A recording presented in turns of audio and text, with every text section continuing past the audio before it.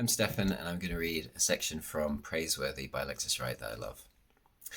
Now, with many donkeys kept illegally by widespread down in the cemetery of Praiseworthy, there was not a real platinum-coloured one among them, not a smidgen of a dream donkey, with high achiever greyness, so that all in all the quest for making money out of the precipice seemed to be just an illusion, like the greyness of world peace, too hard to achieve outside of a dream. But who was thinking about how to fail in the free-for-all? The dream grey kept being replaced by hundreds of mistakes of a literal all-sorts grey paintbox, all wrong. This was what happens when you go chasing a dream, where in the excitement of the hunt you feel invincible. You become colourblind. You lose your mind. It's like you wouldn't realise if you were at sea without a raft, and you start seeing things differently, as though this wrong thing you were chasing was exactly what you needed. Of all colours, the shades of greyness were perhaps the most mysterious and indeterminate. Widespread was already lost in an accumulation of these costly mistakes, always returning to Praiseworthy with the wrong donkey that joined a uniform tidal wave of similar greyness, and it was despairing to be without a masthead to pave through the era of the precipice. Plan B was driving him mad. Hi, I'm Tara, and I'll be reading one of my favorite passages from Praiseworthy.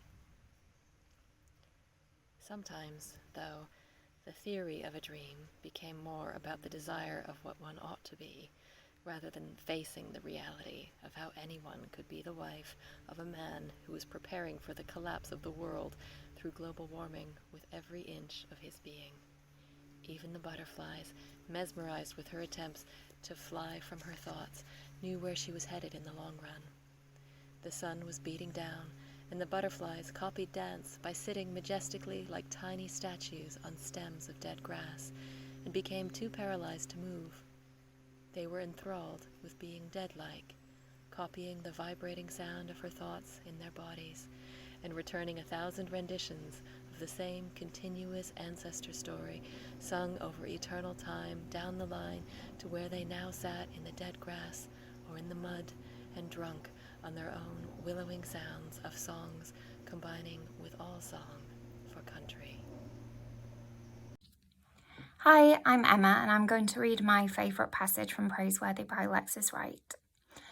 Anyone who thought of becoming a voluntary official searcher had to prove that they were extremely keen to close all the gaping holes between black and white people, because right now closing the gap was the trendiest language of government policy between Australia and the Aboriginal world, and many of the locals wanted to close the gap with all of their heart.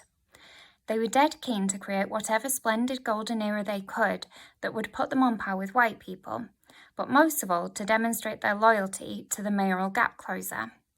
These official close the gap searchers went door to door, with a trick questionnaire in their hands and a biro to gather evidence leading to the discovery of what happened to their Aboriginal sovereignty. Hi, I'm Nikita, and I will be reading my favorite passage from Praiseworthy by Alexis Wright. You should not blame a little kid like Fat Boy Tomahawk Steele for thinking that he had latched onto something great, as though he had been gifted a complete godsend of revelation about finding the quickest road in the world into becoming assimilated to the level of being rich white, and even aiming higher as though he was already the Prime Minister, because he knew that if he played his cards right, he would achieve his goal of being gone from Praiseworthy within a year. Now, he was not leaving to become like some poor white kid living on the edges of civilization, or like some foolish refugee who risked his life with a people smuggler and thought he was going into the waiting wide open arms of welcoming Australia, or anything like that. None of that. The only practical vision he had of himself was not to become like any white person, or any color person, whether Asian, African, European, Middle Eastern, living in the country, but to become like the richest and most powerful, those who could afford to live in a paradise place that took billions of dollars to build, which look exactly like Parliament House in Canberra. And in fact, to save the confusion of running to an imperfect perfection, this big white colossal was to be his destination. Achieving the dream was just a matter of time. You could say that 8-year-old Tomahawk Steele was already a veteran of planning mega ideas that would not end up becoming mega flops, which could only be expected from being born into the shrill of a nation constantly yelling at the top of its voice about how to fix up the black problem. By the time he reached his 8th year, he had graduated as a student of racism. It was easy for him to believe he was living in a typical Aboriginal community, plagued by pedophiles and being cared for by misopedists, by children-hating parents. I'm Lily, and I'll be reading my favourite passage from Praiseworthy by Alexis Wright.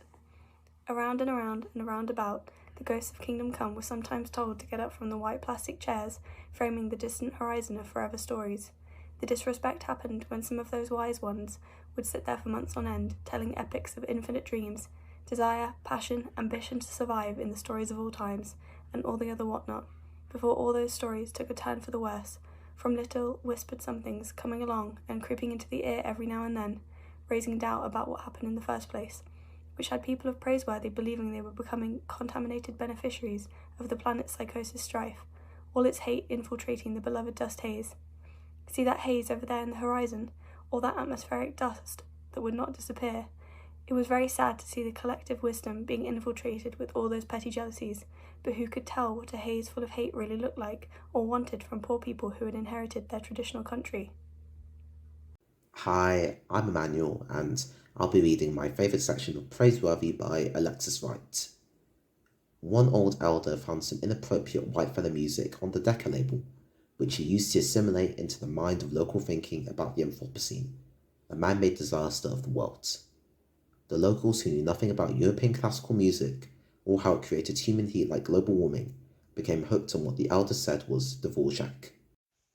I'm Mia, and I'm reading one of my favourite sections from Praiseworthy by Alexis Wright. He was always running with the animals, like the tens of thousands of kangaroos fleeing, and they kept going hour after hour, running and running through the fire-loaded winds, until finally, in the moment, falling as ashes into the spirit ground.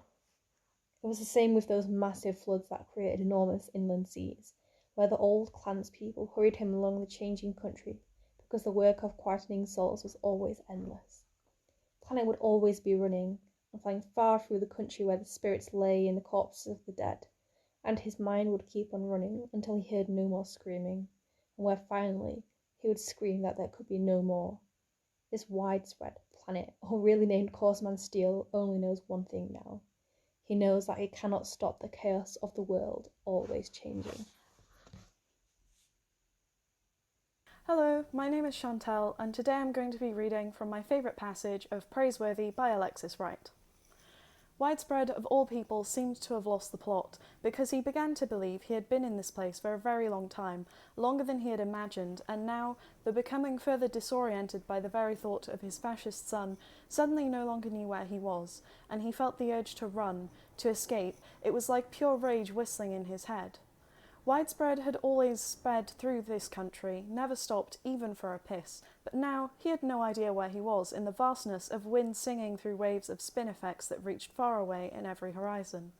His total being, sunk in an aloneness that he had never before experienced, lost in flashes of imagining, aching to destroy this mystery dragging him into a sink well of himself, suddenly feeling as though he was already back in Praiseworthy, and while staring out to sea and wondering why Aboriginal sovereignty was not coming home, realising he wasn't at home at all.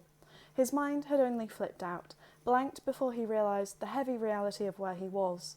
Disoriented, shocked, he spun around and found himself on the plains of Spinifex and saw the parts of the vehicle all over the ground. He had forgotten what he was doing. It was as though a door had slammed shut on the powerful vision of a future that had always held him, even if it remained so far removed from the reality of where he happened to be. Hello, my name's Rahia, and I'll be reading my well-loved section of Praiseworthy by Alexis Wright. Check the facts in the climate change stories they had left behind, which are about how it felt to be a survivor of all times, of being changed, evolved, looking challenge after challenge in the eye, but always surviving in the end. The story goes, Hate Place was a monument of the moment for some of the poorest people on Earth. A hard bit of magic grown from a corpus of ancient stories that had been scattered into mystery by broken spirits creating hellfires. All those endlessly wandering fragments of ancient words were coming together and forming the lines of stories entombed in smoke clouds circumnavigating the planet. Thank you. Hello, my name is Amber, and I'm going to be reading one of my favourite sections from Praiseworthy by Alexis Wright. A ghostly windstorm from out of nowhere came more frequently, came to this place blowing dry leaves, burnt leaves, ash leaves, and spoke of the tragedies in the epical pyres of life. The wind looked at the remains of life in this place, and blew these fragments away in mountainous serpentine waves that hit the soul world of an even greater local spirit. And there, dust, ash, memories written on broken butterfly wings with black soot, all backed up into an ochre-coloured haze that ended up sitting permanently over the flat lands of the blessed be thou and more blessed be I.